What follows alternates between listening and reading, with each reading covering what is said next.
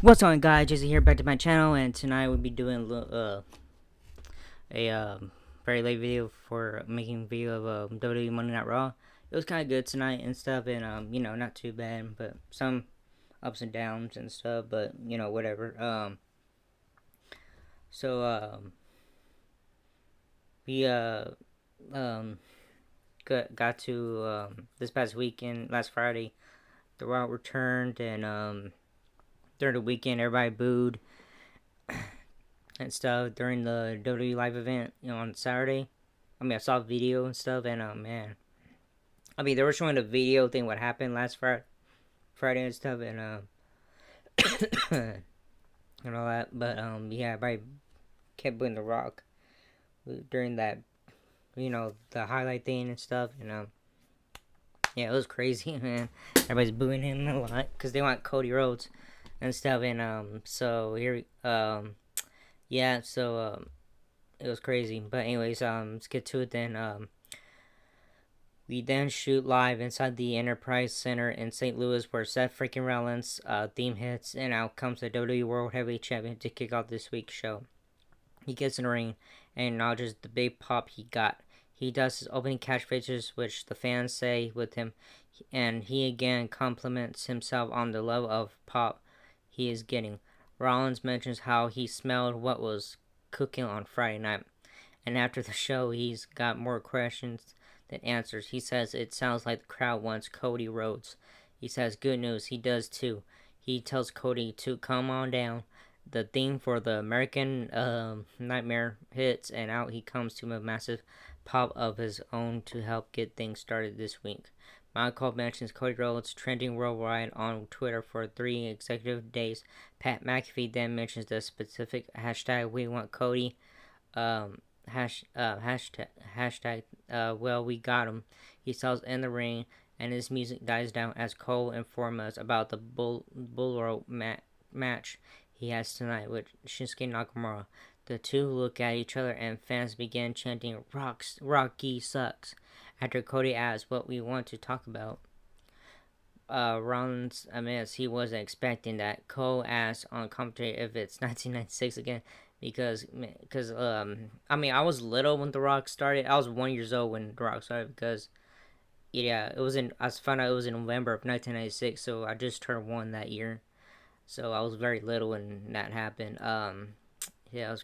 And then later on, I watched it and stuff, and I remember seeing the video, like old videos of him and his matches and stuff, and everybody saying die, Rocky die and stuff, and Rocky sucks. But I was like, man, crazy. But anyways, the fans chant, "We want Cody." Rollins says he's been where Cody has been before and he gets it, but he needs answers. He says he meant what he said last week, and stands by the words he spoke. He tells Cody they both need this match. He says he needs to know if he's better than the last time they squared off. He needs to know if he's the best. He wants to test himself against the best. And Cody Rhodes, you are the best. He wants answers and asks Cody outright if he's gonna fight him at WrestleMania. The fans chant, "No, no, no!" And before Cody can respond, the sword slice is heard, and out comes the Scottish Warrior. Drew McIntyre heads to the ring to a mixed reaction, mostly negative. McIntyre talks about CM Punk and says he even had a t-shirt made for it. He takes his sweater off to reveal a shirt made out of his recent ex pose with a photo of him kneeling to St. Punk's WrestleMania grave. McIntyre tells Cody he needs to finish his story. He tells him to think of the work in the ring and the media events he's done. He says he's earned his moment and tells him not to let anyone down. He says, "Don't let your dad down." Seth tells Drew, "Hey, look, you don't gotta be a prick, alright?" And everybody says, "Ooh." That was funny. He asks Drew why he thinks if Cody doesn't accept his challenge, why he ultimately assumes he'll get the title match at WrestleMania. Drew brings up outside reasons he lost to Rollins and says Rollins lost 3 times to Cody. McIntyre calls Seth the workhorse champ and mocks Roman Reigns, saying everyone knows how his matches are going to end. His family is going to interfere, which is true. I hate that. All right, Cody goes to talk about but Drew tells him to let him finish. He says Seth did a good job bringing the title this far, but it's time for Drew to take it from here. He hits Rollins with a cheap shot. Cody fights Drew in defense of Rollins, and he takes Drew, who rolls out of the ring. Cody's theme hits as he stares down Drew on the floor to end the opening segment of this week's show. Fatal 4-Way Tag Team Championship Qualifier. Alright, the first match. The Fatal 4-Way Tag Team Championship Qualifier. The New Day versus Imperium versus DIY versus the Creed Brothers. We then see Becky Lynch arriving backstage as Cole points out she has an Elimination Chamber qualifier against Shayna Baszler tonight. He also see Katana Chance and Ken Carr arriving to the building as Cole promotes their title shot against the Kabuki Warriors later this evening. On that note, we head to a commercial break as the entrances began for the Raw Fatal 4-Way Tag Team Title Qualifier match. When we return, Imperium, DIY, and the Creed Brothers are in the ring. The New Day's theme hits out they come as the fourth and final team in this stakes bout. The bell sounds preventing this one with our first match of the week show. Tommaso Ciampa and Xavier Woods kick things off as the first two legal participants in the bout. Ciampa slaps on a side head lock, but Woods escapes and takes over. Cole points out the new aggressive style Woods has been showing as of late. He attacks in Kofi Kingston, who hits a big springboard spot. As the action continues, we shift gears and head to a mid-match commercial break. When we return, we see Louis Kaiser working over Kofi Kingston. We build to a sequence where DIY hits a double dive. Julius Creed hits a big top rope flip to the floor, and Ciampa turns Woods upside down and leaves backwards with an avalanche white noise onto a pile of bodies on the floor.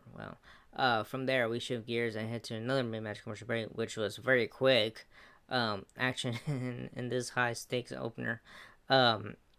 We return from the break to some more multi-person hide spots, including an insane stacked spot in the corner involving everyone in the match. Julius Creed hits a big top rope moonsault for a close near fall after that, which get broken up. Everyone heads up on the floor, and Giovanni Vinci is visibly visibly limping pretty bad. Bruce Creed comes up the top rope with a big Bruce brawl to a pile of bodies on the floor. Back in the ring, Bruce hits another Bruce ball, but he's not the legal man. Ciampa, takes advantage, and he and Gargano hit their finisher for the victory with the win. DIY will move on to challenge Tyler Bate and Pete Dunne to determine the Judgment Day's next title challengers. So yeah, DIY won the Eliminator Tag Team, title thing. Anyways, Women's Elimination Chamber qualifier match, Becky Lynch versus Shayna Baszler. After match, we head to the backstage area where we see Shayna Baszler, in her gear, talking directly into the camera about how she's going to destroy Becky Lynch later. Tonight. We see Becky Lynch walking with the look of determination on her face as she talks into the camera about how she's gonna win tonight and move on to take the WWE Women's Championship after winning the Women's Elimination Chamber match. Becky Lynch's theme hits inside the arena, and out comes the man to a big pop. She sells in the ring for this Women's Chamber qualifier bout. As we head to a pre-match commercial break, when we return, the theme for Shayna Baszler hits, and out she comes. The bell sounds. We're doing this one. We see Lynch taking it to Baszler on as Zoe Stark is shown watching backstage. It is mentioned that Stark will face Liv Morgan in a qualifier bout next week. We see more back and forth action with Baszler coming closer and closer to finishing Lynch off in the ring. However, it is big time Bex who manages to fight her way to a hard-earned victory with the win. She qualifies for the Women's Elimination Chamber match. So yeah, Becky Lynch won. Alright, we shoot backstage when we see Kathy Kelly standing by with Liv Morgan. She talks about losing a year of her career and mentions how she's coming back next week for a women's elimination chamber qualifier match against Zoe Stark. She vows revenge on Rhea Ripley. We head to another commercial break. When we return, we see Drew McIntyre busting Adam Pearce's balls about Rhea Ripley coming out unannounced to the ring and looking unhappy. Pierce heads off to deal with that. We settle inside the arena where Mommy heads to the ring. She gets on the mic and brings up Becky Lynch qualifying for the women's chamber. She says she's not out here to talk about that. Ripley loses her cool and says she's out here to call out Nia Jax for a one-on-one fight. She says she's gonna rip Nia's head off. As she continues ranting, Raw GM Adam Pearce comes out telling her that this is not the time for this. Pearce says Ripley can't have Jax with her title on the line at the WWE Elimination Chamber testimony for. Pearce asks Ripley to head to the back so they can continue the show before she can exit the ring. Nia Jax's theme hits. She power walks out and Ripley exits the ring to meet her halfway. They brawl in the ring as Pearce freaks out and calls for security to calm down and break things up.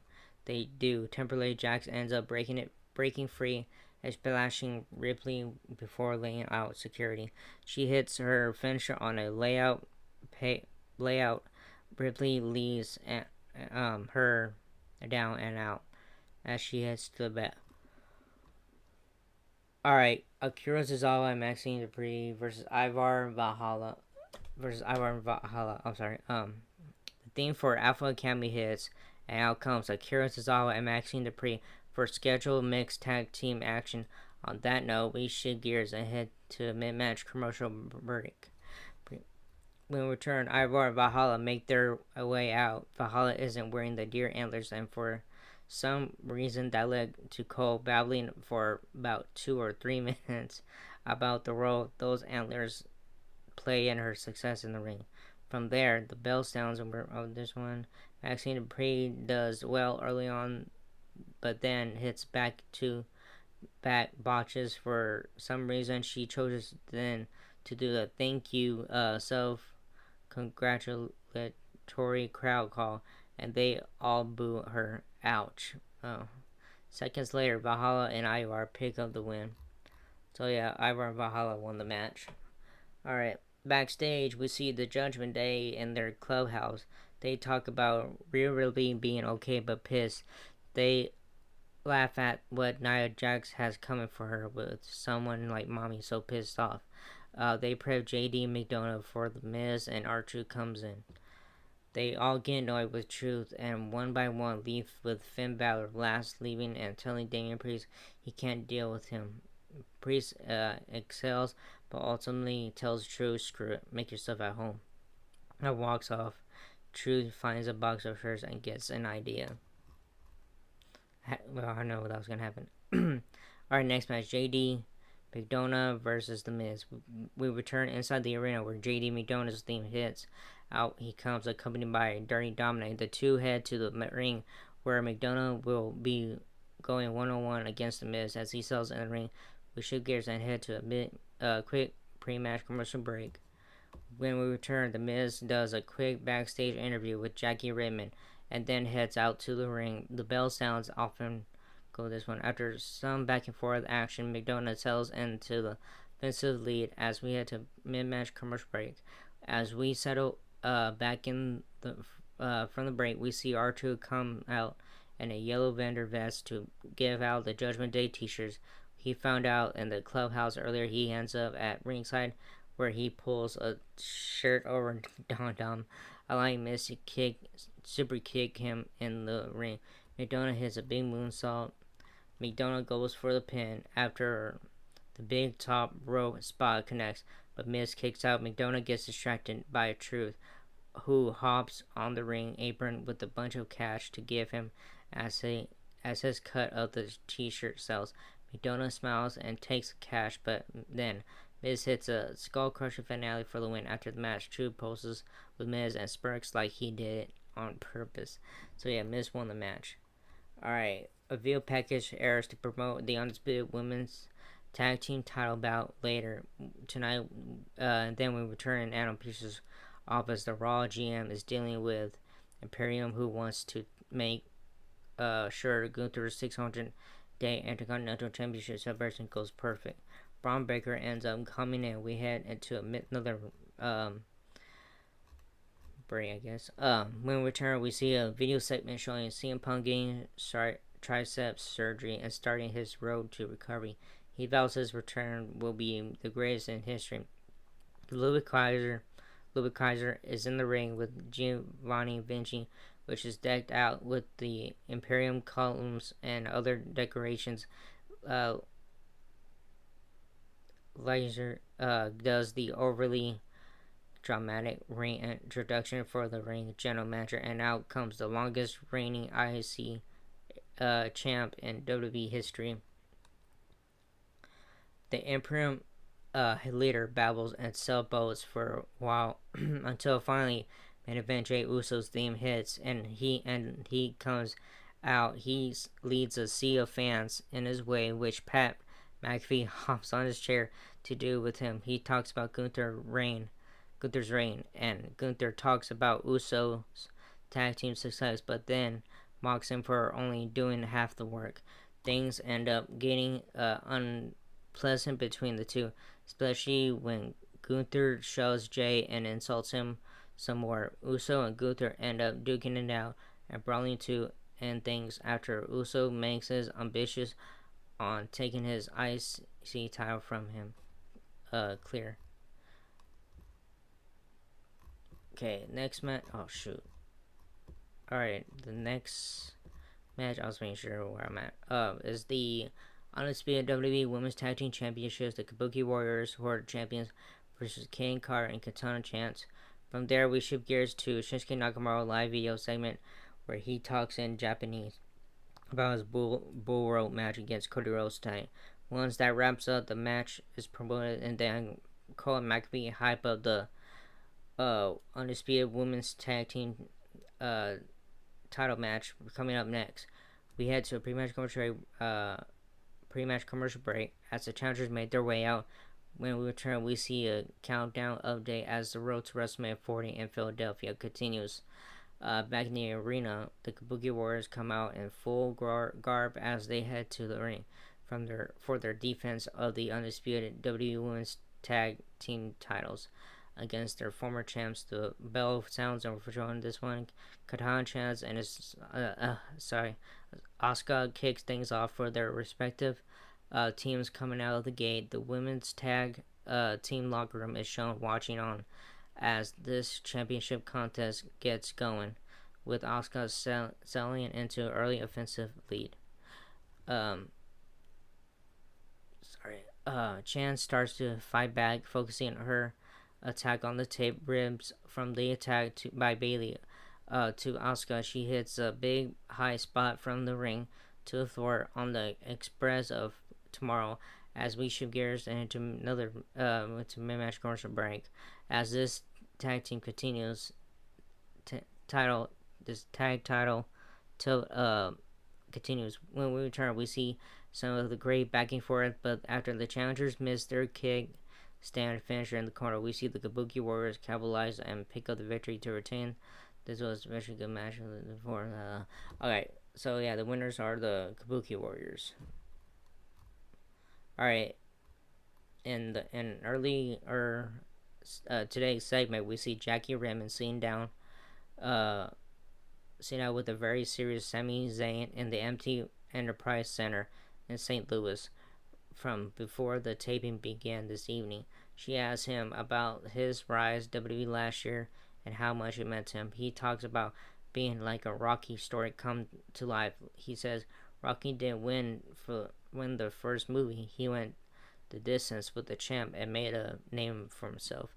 He says it's important for him to show the fans that they didn't believe in him for nothing, that they were right to believe in him. We head to another break with Cole and McAfee hopping our bull rope main event coming up next. Alright, bull rope match. Cody Rhodes versus Shinsuke Nakamura, main event time. When we return with the break, Pat McAfee has big news coming at the WrestleMania kickoff press event that he and Michael Cole will be co-hosting this coming Thursday in Las Vegas. Las Vegas, Nevada. They also announced Jey Uso and New Day versus Imperium and JD McDonough versus next week's Raw versus next week Raw. Back inside the arena, we hear the familiar sounds of Cody Rhodes' theme for a second time this evening, and out comes the American Nightmare for our final bout of the inning. He sells in the ring as Cole hypes the hashtag we want Cody moving on X for the past 3 days. I used to have X, which used to be Twitter, but I got kicked out for some stupid reason. Now the rock violence plays.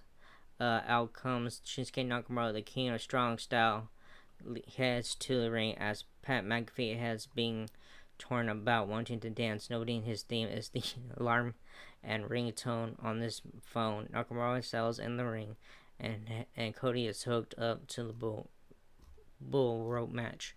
Nakamura attacks Cody before he's tied up as well. He gets the early jump on Cody as the bout gets underway, and eventually he is tied to the bull rope as well.